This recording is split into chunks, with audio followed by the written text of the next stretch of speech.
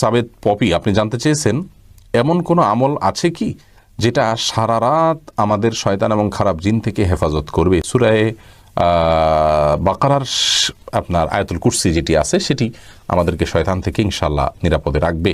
এছাড়া 3 কুল সূরা ইখলাস, সূরা ফালাক, সূরা নাস 3 বার রাতে পড়ে শুইবেন, ইনশাআল্লাহ শয়তান থেকে আল্লাহ তাআলা আপনাকে আশ্রয় রাখবেন। আয়াতুল কুরসি পড়ে ফু দিয়ে পুরো শরীর মুছে তারপরে শুবেন। শাহাবুদ্দিন সরকার জানতে চেয়েছেন ফরজ গোসল করার পরিস্থিতি না থাকলে অজু করে ফরজ নামাজ আদায় করা যাবে কি না? ফরজ গোসল করার পরিস্থিতি না থাকলে অজু করে ফরজ নামাজ আদায় করা যাবে কি না?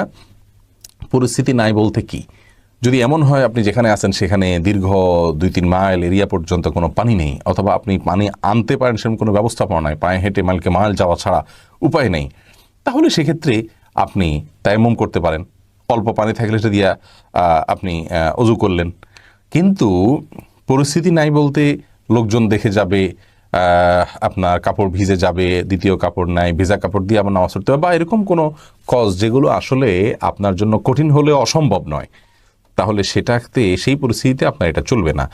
আর ফরজ গোসলের বিপরীত হলো মূলত তায়াম্মুম। যদি করতে না পারেন তাহলে সেক্ষেত্রে আপনি তায়াম্মুম করবেন।